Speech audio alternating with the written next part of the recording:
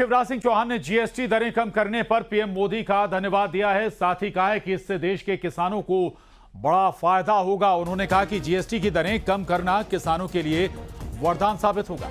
शिवराज सिंह चौहान ने कहा कि ट्रैक्टर खरीदने में किसानों को अब 25,000 से 63,000 तक की बचत होगी। केंद्र सरकार ने दरअसल कृषि उपकरणों में भी जीएसटी की दरें कम की हैं और इसका लाभ सीधे तौर पर किसानों को मिलेगा। इसके लिए शिवराज सिंह चौहान ने प्रधानमंत्री नरेंद्र मोदी का धन्यवाद दिया। और जीएसटी में जो सुधार किए गए हैं उनको अगर देखेंगे तो उनका बड़ा लाभ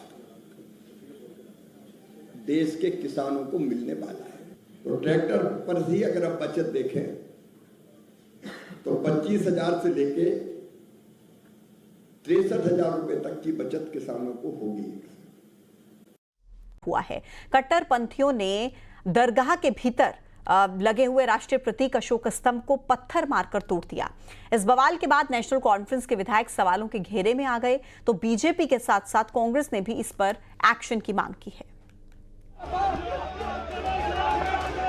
और आप देख सकते हैं यहाँ पे अशोक चिन्ह लगा था। ये वो बोर्ड है जो यहाँ पे रिनोवेशन की गई थी दरगाह हजरत बल की। उसके बाद जब इनॉग्रेशन की गई, इनॉग्रेशन के बाद ये बोर्ड लगाया गया था और इसी पर ये राष्ट्रीय चिन्ह था और उसी को तोड़ा गया। तो ये आप देख सकते हैं यही वो पत्थर है जो यहाँ पे अभी भी है, जिनसे ये तोड़ा गया, ईंटों से तोड़ा गया और काफी देर तक यहाँ पे हंगामा रहा। और ये वो बोर्ड है, आप देख सकते हैं यहाँ पे ये राष्ट्रीय चिन्ह लगा हुआ था। दूसरे साइड से जम्मू कश्मीर वक्फ बोर्ड का लोगो लगा है और इसको हाल ही में रिनोवेट करके इनॉग्रेट किया गया था। हजरत बल दरगाह में हुए बवाल और राष्ट्रीय चिन्ह पर हमले के बाद नेशनल कॉन्फ्रेंस के विधायक तनवीर सादिक सवालों के घेरे में है। दावा है राष्ट्रीय चिन्ह अशोक स्तंभ के खिलाफ उनकी पोस्ट के बाद ही विवाद बढ़ा, जिसमें उन्होंने कहा था इस्लाम में मूर्ति पूजा सख्त मना है, सबसे बड़ा पाप है, हमारे ईमान में बुनियाद तौहीद है। हजरत बल दरगाह में मूर्ति स्थापित करना इसी मान्यता के खिलाफ है। तो वहीं पीडीपी नेता महबूबा मुफ्ती की बेटी इल्तिजा मुफ्ती ने आरोपियों का बचाव करते हुए कहा मुसलमानों को जानबूझकर भड़काया जा रहा है और वक्फ बोर्ड को ज्यादा सतर्क और संवेदनशील होना चाहिए था। धार्मिक गुस्से को आतंकवाद से जोड़ना गलत है। कट्टरपंथियों ने जिस दरगाह में राष्ट्रीय चिन्ह को निशाना बनाया उसका उद्घाटन रेनोवेशन के बाद 3 सितंबर को जम्मू कश्मीर वक्फ बोर्ड की अध्यक्ष दरख्शान अंद्रावी ने किया था। दरगाह में अशोक चिन्ह पर हमले के बाद उन्होंने नेशनल कॉन्फ्रेंस पर हमला किया है।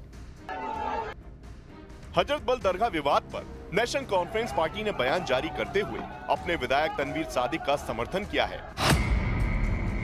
नेशनल कॉन्फ्रेंस ने दरगाह में मूर्ति या प्रतीक को इस्लाम के खिलाफ बताया है। पार्टी ने जायरीनों की धार्मिक भावनाओं के साथ खिलवाड़ का भी आरोप लगाया है और कहा कि दरगाह की पवित्रता के साथ खिलवाड़ बर्दाश्त नहीं करेंगे। हालांकि इस पूरे विवाद के बाद बीजेपी के साथ कांग्रेस ने भी इसकी निंदा की है और हमलावरों पर एक्शन की मांग की है। इस पूरे विवाद पर इस्लामिक स्कॉलर ने भी मजहब के आईने में अशोक चिन्ह को देश की शान करार दिया है और उस पर हमले को गलत बताया। वो अशोक का चित्र हमारे देश की आन बान शान है और जो दरगाह है उसका ताल्लुक इबादत से नहीं है। वहाँ लोग आते हजरत बल साहब को के लिए ईसाले सवाब के लिए, उन्हें फातिहा पढ़ने के लिए, उसे इबादत गाह नहीं कहा जा सकता। तो इसलिए मैं कहता हूं कि स्वयं अपनी आस्था का नाम लेकर के राष्ट्रीय चिन्ह का अपमान करना ये गलत है। घाटी में चुनाव के बाद अमन कायम हो रहा है, लेकिन कुछ नफरती इरादे रखने वाले लोग साजिशन इस माहौल को खराब करते हुए दिख रहे हैं और सियासत कहीं ना कहीं इनका मोहरा बनती दिख रही है।